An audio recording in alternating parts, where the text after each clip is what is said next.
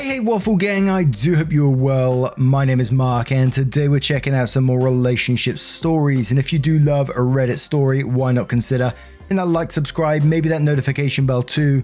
But let's crack on with today's first story.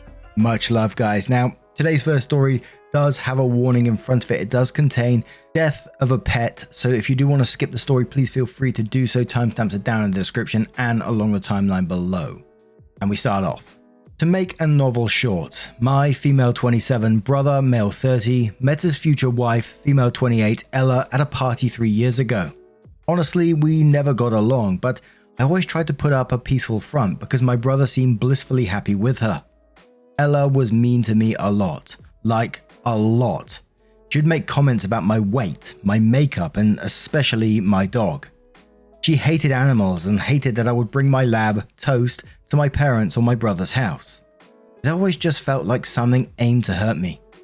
When the two got engaged, she asked me to be her maid of honor since she has no sisters or many girlfriends, and since my brother seemed thrilled, I obliged. What I failed to realize when I accepted the role was that to be her maid of honor meant planning the entire wedding. Like I was booking venues, florists, a jazz band, everything. Even worse, she expected me to put my credit card down for all of it. My brother and her are not exactly well off, and since I have a well-paying job, I didn't mind holding the deposits, but it was starting to add up to a lot. Every time I asked Ella about it, she would say that it would all be paid back by her parents before the wedding. Well, flash forward to last week, about 3 weeks before the wedding, and she's unbearable to be around. She can't last more than a few sentences before snapping at anyone. So when I of course brought up the money, shit hit the fan. I asked if she had received the updated receipt of everything owed when she exploded. She called me a whole line of terrible names, but the one that stuck out was her saying, "What do you need the money for anyway? Your sick dog is dead now." My beautiful Toasty died about a month before this, after he fought the bravest battle with cancer. He was my sole dog, and I was devastated. I blinked at her and simply left the room, having no energy to even respond to something so cruel. I went back to my car, and after the 20-minute silent drive home, I parked the car and immediately called the vendors and cancelled my deposit under my card. Every single one. After almost 20 calls, all that was left of her wedding was the dress and the flower arch. I texted my brother a short explanation. I told him that every vendor would be contacting him if they wished to keep their services, and they were now responsible for covering everything, and that I would no longer be attending. It was a matter of minutes before my phone started to explode and I just turned it off. It's been a few days and I haven't talked to anyone but my mum, who thankfully understands where I was coming from. My brother has tried to call, but I just feel horrible. Both about what I did and about what she said. I know what I did was extreme, but I also couldn't sit by and practically enable her cruelty anymore. I still can't help but feel bad for ruining my brother's big day. So I don't know. Am I the arsehole for this? Absolutely not the arsehole to me, but I think we got to backtrack a bit to when you was paying deposits, and I'm sure you know that was a mistake now. I kind of feel myself that you was never going to get that money back, and then she's absolutely cruel to you by saying about Toasty, which is just, I don't know what goes through people's heads, you know, just absolute cruelty, awful person. Why would you want to help them with their wedding in any way? Your brother's enabling the behavior. Fuck them. But Logical says, not the arsehole. They were never going to pay you back. It's a good thing she showed how wicked she was before you got stuck with the bill. I'm sorry about your loss. Don't let anyone make you feel bad about what you did. They shouldn't be getting married if they don't have the money. If her parents were going to pay, they can put down their cards for deposits. When you give family money, don't ever expect to get it back. Youth and Asia says, now. OP, since you probably aren't going to the wedding, that block of time is still freed up. Why don't you take a day or two and go someplace special, someplace nice just for you? You deserve it, not just to make up for the way the bride treated you, but because of the loss of your dog. Not the arsehole. Midlife Crisis says not the arsehole, not even a little. First, a maid of honor's duties does not include planning the whole wedding, and they certainly do not put down all the deposits and pay for the wedding. If you ask me, it sounds like 100% they were going to stiff you for the wedding. I didn't believe for a minute her parents were paying for it. She was using you, and I can't believe your brother can't see the kind of person she is. And I'll tell you what, fucking with the memory of my dog, well, those are fighting words. I guess she fucked around and found out. Disney Nerd Mum says not the arsehole at all. She's cruel and awful and they both suck for not paying you back. She'd be dead to me, and your brother too unless he came up with a breathtakingly spectacular apology. Nobody says crap about my dog and gets away with it. Thank you for standing up for Toasty and hitting the witch where it hurts. It's the least she deserves. What I'd like to know is just when did it become the maid of honor or bridesmaid's job to plan the wedding? I've never heard of that until coming here to Reddit. Back in my day as maid of honor or bridesmaid, you tried on dresses, bought the one the bride wanted, maybe had a small little bachelorette party, walked down the aisle and helped her to the bathroom when she's wearing her big dress. That was it. Photo Guy says, didn't ruin his big day, just helped him to transition it from your event to their event. He still has time to reach out to his future in-laws so they can bring out their checkbook and get everything back on track. Of course, finding a new maid of honor with short notice might be a toughie, but considering that she didn't really seem all that close with you, I can't imagine her heart being broken all that bad. Except now, maybe she'll have to do some of the work herself. Anyone want to take bets on whether her parents would have come through with the reimbursements? And one more comment from Tiny Rage who says not the arsehole, you're actually pretty nice for forwarding the vendors to your brother. If they do now what they should have done from the beginning, then the wedding will still go fine. I kind of think you dodged a bullet. She might have been trying to stick you with a bill and get a free wedding. I have no proof of that, but it might not be off brand given the way you've described her. Also, on a deeper note, you have no obligation to give any time and energy to people who treat you poorly, even if they are family or in-laws. There's a just put up with it because insert reason mentality sometimes in situations like this. You don't deserve any of that crap, and I admire the grace that you use to handle this situation. The OP does kindly update the post, and they said first things asked, me paying. Ella was promised a hefty wedding budget when she was younger.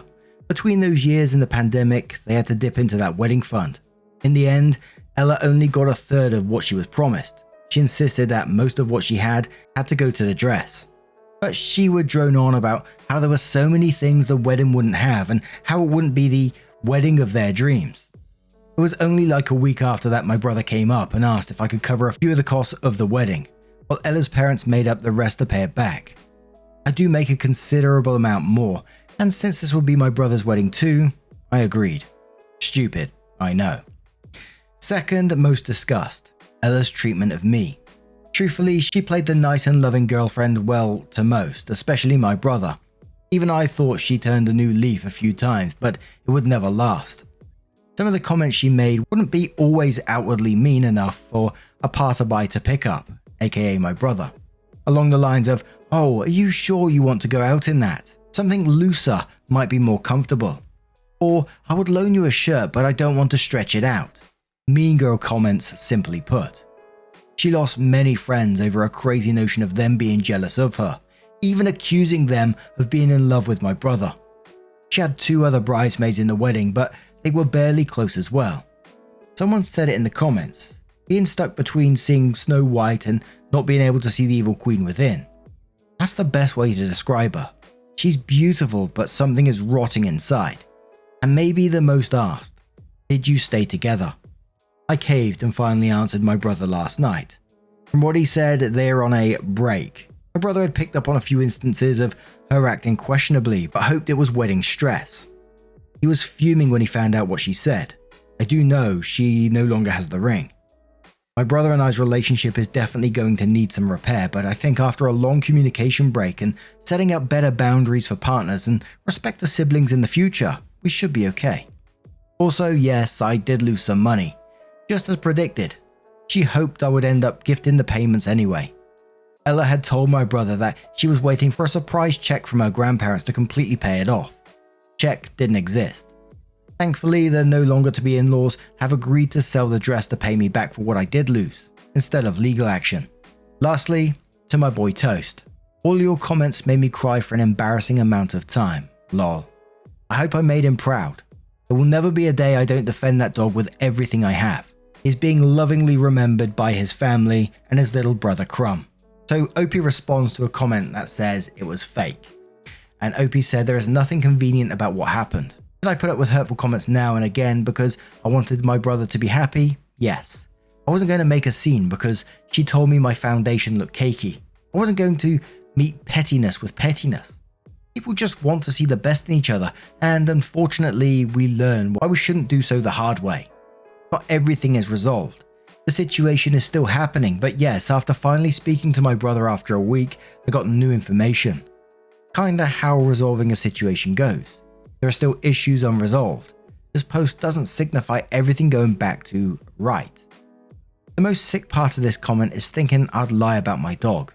There are a lot of shitty things in this world, but making up the death of a dog? Life exists more than making up stories for the internet. Hope you have a better day. Someone says, did Ella reach out to you? Nope says yes, but we haven't spoken. She followed me out to my car that day when she realized I wasn't turning around. I just ignored her and drove her away as she started to progressively get more mad. She blew up my phone and was the main reason I had to turn it off. She continuously said I was being selfish, making this time about me. Even tried to convince my brother this sick and twisted version where I was the one who went off. From what I know, no one from my family has spoken to her, including my brother, the last 2 days. Someone says to OP, take care of yourself and take a day off. OP says Crumb and I are going to head to Toast's favourite lake, I think. We never got to properly mourn him during the midst of the planning, so hoping to dedicate a weekend for him. Then OP adds some pet tags of Toast, sitting on a pool step, and shares the message.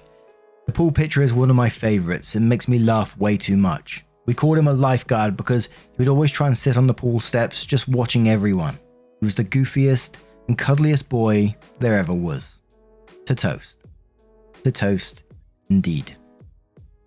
And our next story comes from Eternally, who says, today I messed up by mixing up the dates. My wife and I had tickets to Taylor Swift's Eras tours. This happened earlier tonight. Backstory, my wife loves Taylor Swift. We actually had one of our first dates at a Taylor Swift concert. She was so excited when the Eras tour was announced because she had missed Taylor's last tour and hadn't seen her perform live since 2015. We were fortunate enough to get into the verified fan presale because I've purchased many of Taylor's albums on vinyl for my wife as gifts.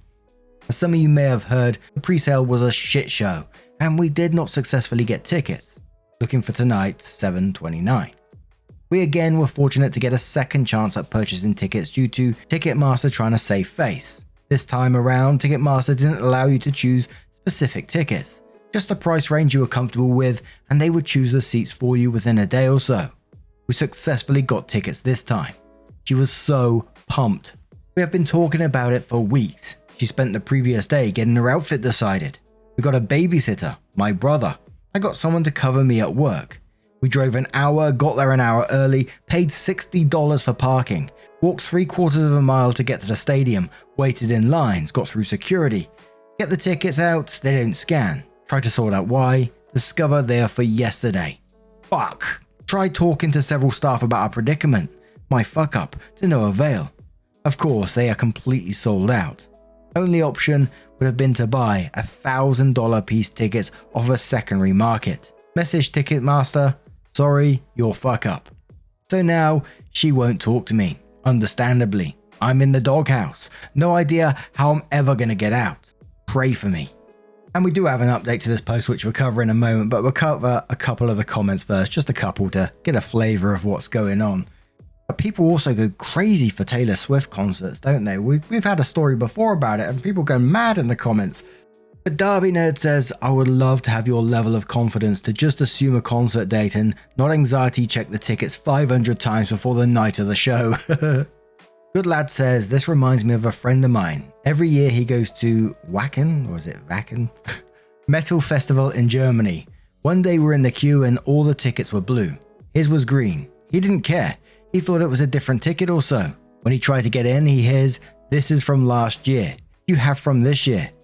He sits and starts sobbing, as his actual ticket is around 1,000 kilometers from there. Luckily, he manages to talk with a box office manager that found his payment ticket. Luckily, it wasn't resale ticket, and he manages to get in. Holy moly. Man, I love it when people relate to this story. Another one comes in and says, I have a similar story to share. My brother and I both independently bought tickets for Shawn Mendes last year for my sister's special birthday. After realizing we had too many tickets, he sold his set and I kept mine. The day comes, we arrange for a little cousin of ours to join us, and I volunteered to take them both to the concert, including taking time off work, coordinating the train journeys and meeting them in London. We took lots of photos outside, bought the merch and waited in a very long queue, when I looked at the date on the tickets. For tomorrow. The girls were disappointed, but I was relieved. My go-to phrase for absolving myself of the blame was always, "At least we didn't arrive a day late." Sorry, OP. In an alternate universe, you're still in good favor with your wife, and my sister has stopped talking to me. As I said, OP updates the post and says, "After a long, quiet car ride home and a long night on the couch, I took the time to read everyone's comments and reflect on my massive mistake.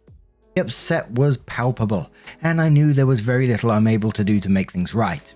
Flowers, not even close. A bracelet, she'd never even want to wear it for risk of being reminded of this horrible night. A lot of you suggested buying tickets to a future concert. Only thing is, the last US show is this weekend in LA, and they're super fucking expensive. After that, Taylor is heading international for the next year. This did, however, make me realize that whatever the cost, I should consider it. Having to live with this for however long she decided to keep me around felt like a certain hell. So I started doing the math. Would it make sense to plan a trip to Paris next year and see her perform there? How about a quicker trip to Mexico City? After analysis, most of her tickets were coming out to about the same on the secondary market, $1,000 per. This sort of narrowed it down. I should just buy tickets for this weekend in LA. I'd rather have her experience the show earlier than later and leaves less room for other mistakes and interruptions anyways. I called her best friend that lives in LA and let her in on my mistake. She audibly gasped. Asked her if she was free this weekend and would want to escort my wife to the show. She said she would love to. In exchange, she handled all the heavy lifting in LA, picking the wife up from the airport, driving to the show, bed for the night at her place, etc. She rightly suggested that I should run it by the wife before just going forward with it. I broached the subject and broke our silence with, "So, have you considered divorce yet?" This got a laugh and a reply of, "Not seriously." I told her the plan and she was ecstatic. However, she was concerned about the expense. I did my best to assuage her concerns, and eventually she acquiesced. I headed over to Southwest and StubHub, triple-checked the dates, purchased concert tickets for Saturday and plane flights from San Francisco to LA. So that's the plan. My mum is babysitting on Saturday. The wife flies down on Saturday morning, friend picks her up. They see the best show of their lives and she flies back on Sunday. What started as just a horrible experience can hopefully turn into a funny story and a once-in-a-lifetime adventure for her and her friend. The mood in the house changed instantly. She's already let me off the hook for the attempt alone. We love each other very much and this wouldn't have affected us in the long run, but I certainly did not want this held over my head by her or family members. I wanted to make it right, even if it's stinging the pocketbook. Thank you for all the comments and advice, it actually did help a lot. I needed some laughs and encouragement. We'll see how this weekend goes. I may have another update for you Monday. And then there was some questions from the previous post. So someone said, "Why didn't you check the dates on the tickets like 500 times?" And Opie says, "I think I have a theory for what happened here. When the pre-sale originally happened through Ticketmaster, we were unable to successfully get tickets. And I was looking for Saturday the 29th. But when Ticketmaster gave us a second chance at tickets, they didn't let you select the seats, and I guessed the date. They just issued tickets for you in your approved price range. Obviously now they issued them for Friday, and I just always assumed it was Saturday, as that was the date I was attempting to buy them for. I immediately put the show in our shared calendar and never thought about it otherwise." Someone says, "Didn't you get the reminder emails? They send loads." Opie says they did. I've since gone back and reread them all. I guess the issue is that I received so many emails from them that I didn't read any of them closely. About a month prior to the show, I added the tickets to my Google Wallet. The day of the week was nebulous to me at that point, and I was just trusting what was already in my calendar. Someone says, "Isn't your wife just as responsible?" Opie says, "No, not really. I handle most of all of the planning in our household. I've handled weeks-long, months-long, local and international trips with dozens of hotels, train tickets, restaurant reservations, etc. and never had a serious problem. Logistics is what I do for a living as well, so she trusted me as she always had. The only responsibility she has in it is loving and trusting me." Another comment says, "I can't believe she's not talking to you for just a concert." Opie says, "She wasn't really not talking to me, but she was understandably upset. It was a lot to process. Months of build-up, the excitement all week, all the media and posts of how much everyone is loving the show, thinking you're going to have an awesome night and a rare date night, and then boom, gone. I get it completely. She needed some space to come to terms with the loss. And someone says, can you try to message Taylor Swift for help? Opie says, yeah, would love a little help here. Anyone gotta connect. Well, I guess if anyone knows Taylor Swift, hit this person up. Holy moly, I can't get over those ticket prices, like $1,000 a ticket. And I know people are going to say there's more expensive ones than that out there. I mean, I've never been like a massive concert goer. I just can't get into it. I don't know why. Probably hugely missing out. I think the biggest thing I go to is like local towns, what have like mini festivals and that kind of thing. And I'm not criticizing anyone who does do it because, you know, fair play. You do you. If you enjoy that thing, more power to you. Absolutely. Enjoy your bloody selves. But now I'm going to turn this one to you guys. What would you do in that situation? Imagine being all that queuing, all that stuff going on. Then you get to the front of the queue and you're turned away. Oh, it'd be an absolute bits. Let me know your thoughts down in the comments below. Oh, it's tragic, isn't it? And just a huge thank you for joining me today, getting involved in the stories. Your love, your support, your time always means the absolute world to me. So thank you so much. You are absolutely legendary. And I will see you in the next one. Take care and much love.